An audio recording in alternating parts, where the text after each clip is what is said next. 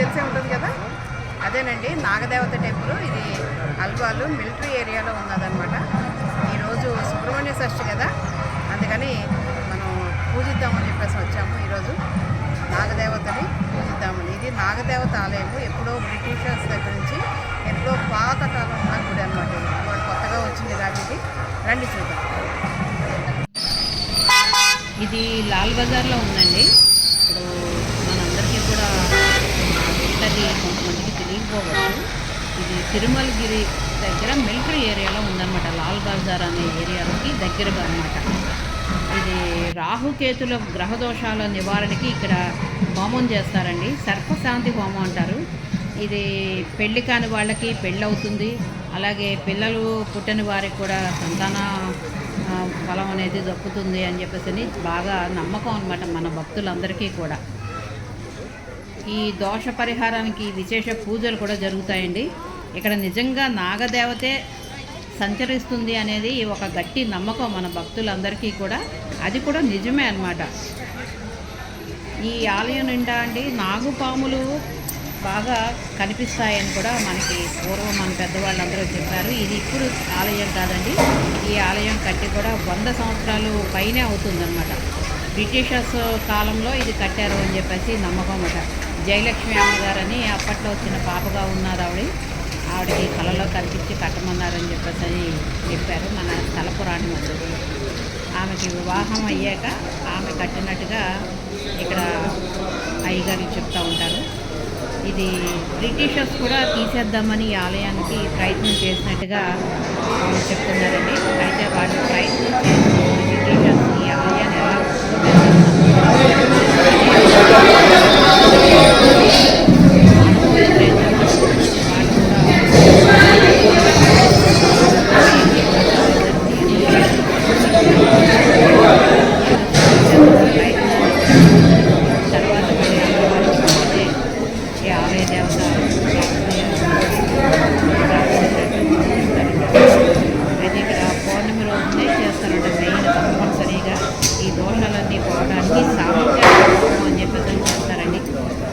సామూహిక హోమం అన్నమాట. ఈ నాగ దోషాలన్నీ పోవడానికి సామూహిక అందరికీ కలిపి చేస్తుంటాయి. ప్రతి ఒక్కరికి అది విడిగా అనేది చేయరండి, సామూహికంగా చేస్తారు. దానికి ఒక 1000 రూపాయల టికెట్ కూడా ఉంటుంది. పెద్ద చిన్న దమ్మున్నోళ్ళు సరిగ్గా పేద ఆర్థవ్యాలు లేకపోతే ఇక్కడ అందరికీ కూడా ఒక 1000 రూపాయలు మాత్రమే తీసుకుంటారు టికెట్. ఆ దోషాలకి సామూహికంగా అందరికీ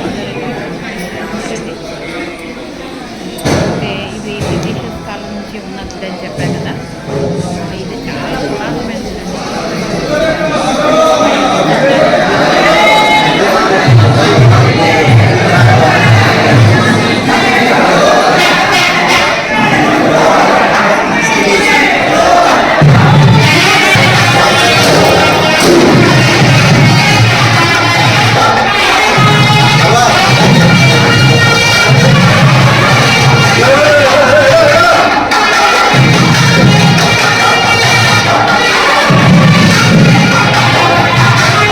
పూజలు అయ్యి చాలా బాగా చేస్తారని మామూలు. ఇప్పుడు గుడికి ఎడం పక్కన అనమాట ఈ నాగదేవతల్ని నాగుల్ని వీళ్ళు ప్రతిష్ఠించారు. చూడండి ఒకసారి ఎంతమంది నాగుపాములు నాగదేవతలు ఉన్నారో చూడండి. ఈరోజు సుబ్రహ్మణ్య షష్ఠి కాబట్టి అందరూ కూడా దర్శించుకుంటున్నారండి. ఎవరికి తగినట్టుగా వాళ్ళు మొక్కులు తీర్చుకుంటున్నారు. వాళ్ళ కోరికలు తీరక ముందేమో ఈ ఆలయానికి వచ్చి ముడుపులు కడతారు, తీరాక ఆ మొక్కులు తీర్చుకుంటారు. చూడండి ఎంతమంది ఉన్నారో ఈ రోజుని. చాలా పెద్ద గుడి అండి. ఇది మిలిటరీ వాళ్ళు ఉన్నప్పటి నుంచి ఉందని చెబుతున్నా కదా, చాలా పెద్దదన్నమాట. స్థలం ఎంత ఉందో నాకైతే కరెక్ట్గా తెలియదు, కానీ చాలా పెద్ద ఆలయము. ఈ వృక్షాన్ని చూడండి, ఈ నాగుల మధ్యలో ఉన్నది వృక్షము. చాలా పురాతనమైన వృక్షం అన్నమాట. చూడండి ఎన్ని సంవత్సరాలు ఉన్నదో చూడండి ఒకసారి. ఆ చెట్టును చూస్తే మీకే అర్థమైపోతుంది దీని వయసు ఎంత అనేది. మీకు ఎవరికైనా వయసు ఎక్స్పెక్ట్ చేస్తే కొంచెం కామెంట్లో పెట్టండి, నేను కూడా తెలుసుకుంటాను. చూడండి నాగులు ఎంత అందంగా శివుడికి అభిషేకం చేస్తున్నాయో ఇక్కడ చూసారా. నాకు చాలా మనశ్శాంతి అనిపిస్తుంది ఆ టెంపుల్కి వెళ్తాం. నేను ఈరోజు వెళ్తామని నా అదృష్టం అనుకోవాలి. ఆ అదృష్టాన్ని మీ అందరికీ కూడా చూపిస్తూ మీకు కూడా అదృష్టం కలిగేలాగా ఆ నాగదేవతని సుబ్రహ్మణ్య స్వామి, వల్లి సమేత సుబ్రహ్మణ్య స్వామిని కోరుకుంటున్నామండి. అందరూ చల్లగా ఉండాలి, లోకం అంతా చల్లగా ఉండాలి. చూసారా? ఇది అనేది మరి చాలా బాగుందండి గుడి అయితే మాత్రం. చూసారా నాగు